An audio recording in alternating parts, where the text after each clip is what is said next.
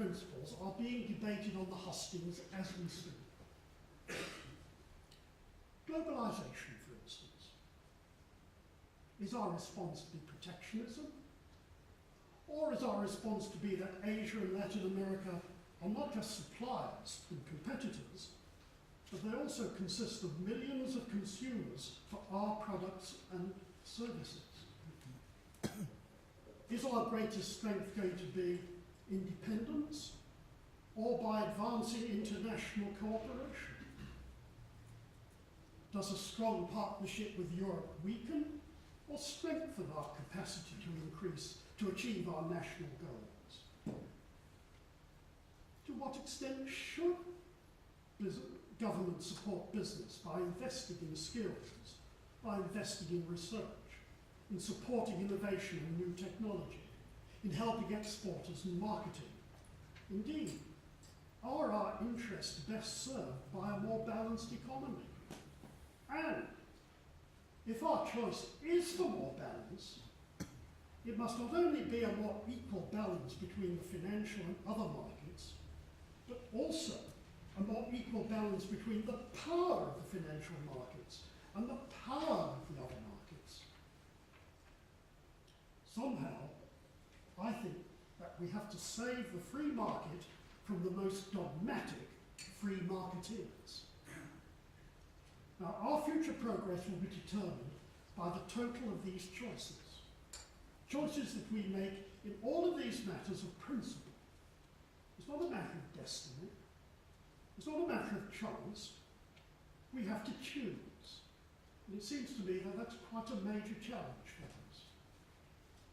And if our choice is to be more ambitious and progressive, then the role of the materials KTN becomes absolutely crucial. The leisurely translation of scientific and technical developments into new industries is a thing of the past. It has been replaced by a race to the top, as Lord Sainsbury put it.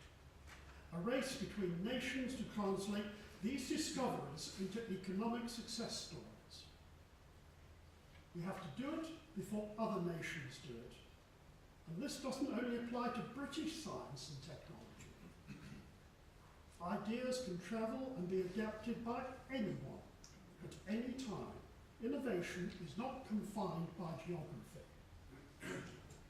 Collins spoke of this, and it was precisely this which stimulated the Housing Report on technology and innovation centres in the UK, which came out last month.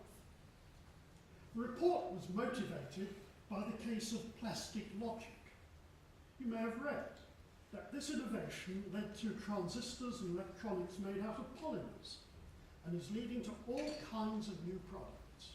However, although the research was done in Cambridge at the Cavendish Laboratory, the spin-off business is based in California, and the early production is in Dresden, Germany.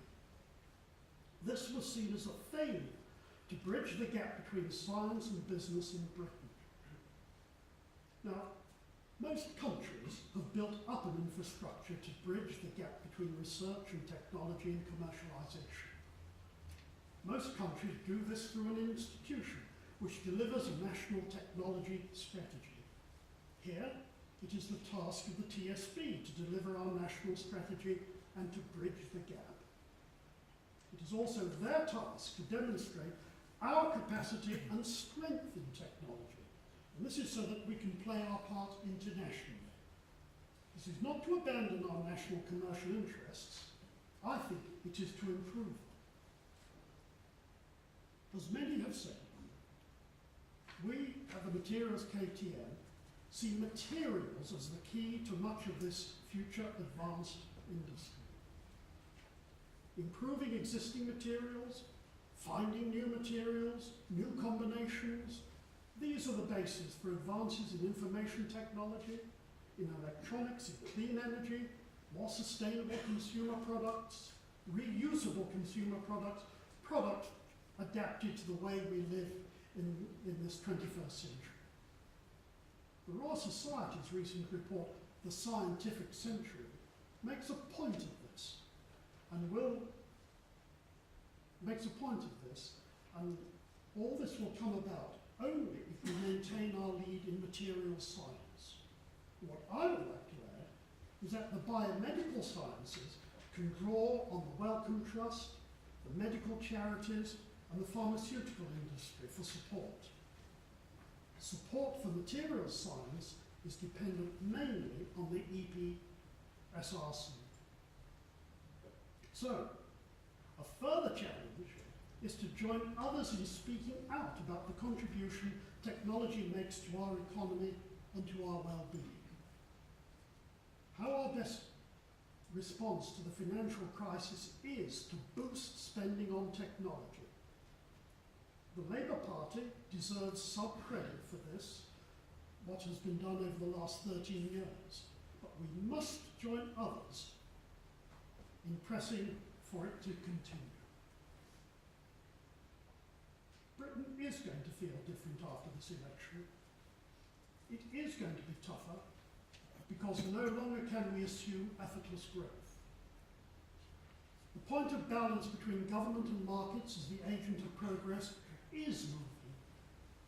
So is the balance between financial and other markets. Our challenge is to understand this, to react to it, and to equip ourselves to deal with it. And I think that this conference is a good step forward, and I look forward to hearing what other people have to say.